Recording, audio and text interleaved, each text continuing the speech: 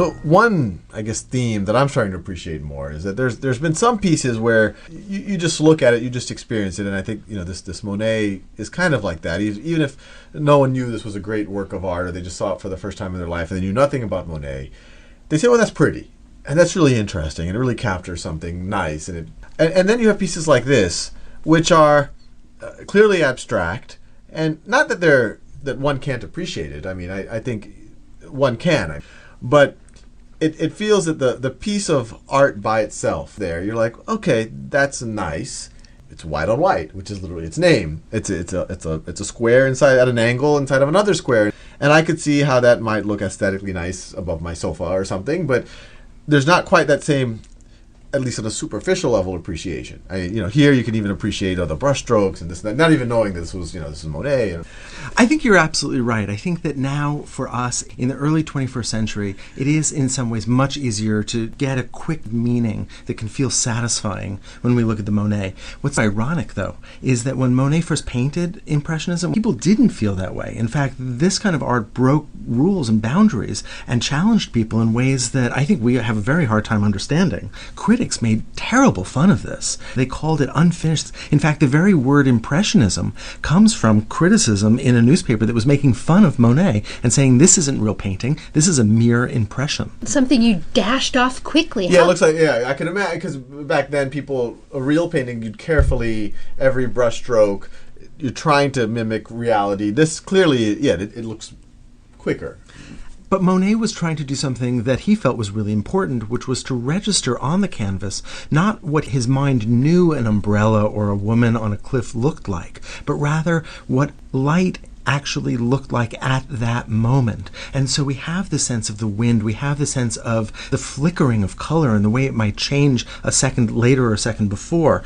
And so, I mean, what I'm hearing is that Monet, he kind of did both. When we really cite, I guess, great moments in art or whatever, he was able to do something that was a huge transition and influential of things that came after him. I suspect that he wasn't thinking, I'm going to be avant-garde and I'm going to break all the rules. He just wanted to do something that he thought would be compelling. I think that's right. That would capture a certain emotive state or a certain way of perceiving the world. And that he felt was visually true. And that's why someone like me, not an expert, connects with it, not even knowing the historical context. I would argue that we connect with it because we live in very much the same culture that Monet lived in. A middle-class culture, one of leisure, one where you work, and then when you don't work, you take a vacation, and you go to a vacation by the seaside, and you spend time with your family. I think our world is his world, and so it's an easy painting for us to relate to. But when we get to something like the Malevich, we go into a world that's very different from our world, a world of Russia during the Revolution. When I see a painting like that, I mean, if y'all didn't tell me anything, I'd say, this was done in the 50s or 60s. And when was this done? So this is done in 1918, and it was done in Russia by Kazimir Malevich. And think about what was happening in Russia at this moment. This was the Bolshevik Revolution. And so these are very close together in time, 36 years, which is nothing. It's a generation. And I guess one thing that pops out at me when I see this is 1918. I mean, we've looked at other modern pieces that, at least on a superficial level, look similar. They're abstract. They're not trying to show something in reality. The painting is itself. It's not trying to show a scene of people at a cliff, having a nice picnic or whatever like that. So one thing is when I see this, I kind of start to think that all these other folks in the 50s and 60s are a bit derivative. I mean, he did this in 1918. Well, yes, but this had a very different kind of meaning. Malevich understood this kind of abstraction, what he called suprematism, actually having an important political, almost spiritual message, actually. Let me see if I can give you some sense of really what he was after. Did he make up that word, suprematism? He did. Is that a word now in the English language? Or the Russian language? It's a word that refers to an art movement that he led. Suprematist. Exactly. Malevich was absolutely for the Russian Revolution. Russia was this deeply corrupt culture that had a czar. There was a terribly destabilized society, desperate poverty, and so there was real need for change. And the idea that Russia could produce a kind of new utopia was something that he was absolutely swept up by. And he tried to create an art that would express that. In fact, it wouldn't just express it, but would help make that happen. So I want to go back to the experience of seeing these two paintings in the museum. You walk up, you see the Monet, and you get it, and you love it, and you're right there with it.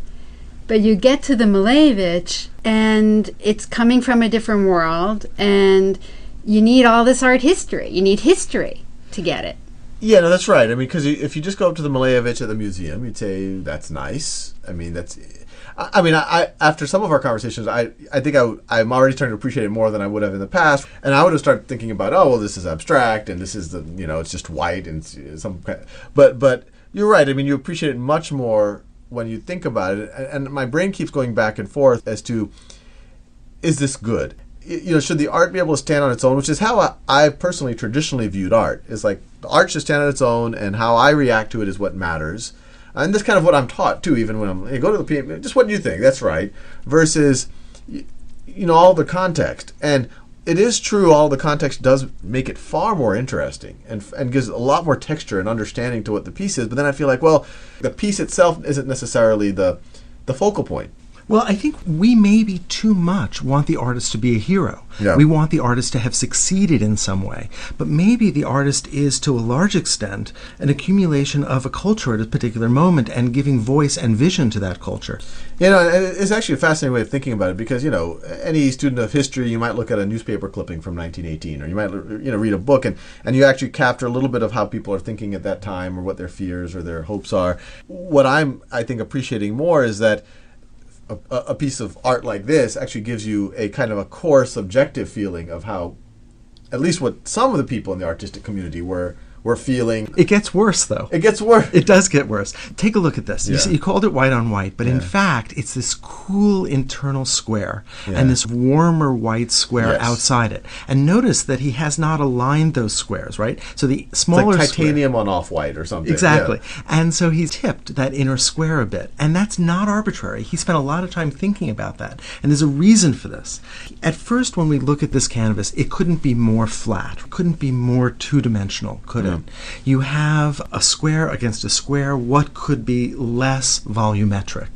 But then those are two different whites, and maybe we're actually seeing that darker, cooler white as deeper in space, or maybe it's in front of that warmer white. And so all of a sudden now we have a kind of three-dimensional relationship. How much is that reading into it? Well, he actually wrote about this. Oh, he wrote a good deal about it, and he taught. He was really interested in art as a way to actually push society forward. That is, art itself had agency. It could have political power. So this is interesting because, and I'm appreciating this more, is once again, if we saw this work in 1918 in someone's grandpa's garage, and you asked the grandpa, what is this? He's like, well, I had some titanium paint and I had some off-white paint and I felt like painting a square instead of another square.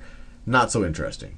But all of a sudden, when you have someone who, to some degree, has a voice in their time and is able to articulate this, it's interesting not because of its technical sophistication or anything like that, but because society at that point in time thought it was important, gave him a voice. He was trying to voice what he thought was important. That's why it transcends just its aesthetic or its technical. I think it does, although I think he would be disappointed if he heard you say that. Because, interestingly, I think he wanted it to stand up by itself. Here was the Russian Revolution. He wanted to separate himself from bourgeois culture of the 19th century. He did not want to do what Monet was doing, because that was a culture of privilege and of wealth. Instead, he wanted to create a kind of art that was so essential, that had born down to its pure roots, so that anybody, no matter how little education they had, could actually understand it and could be moved by it.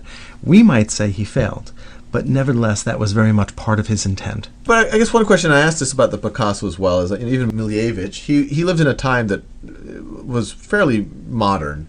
And it sounds like his intentions were really to get to this purity and not this overly intellectual or I guess he was trying to raise people up.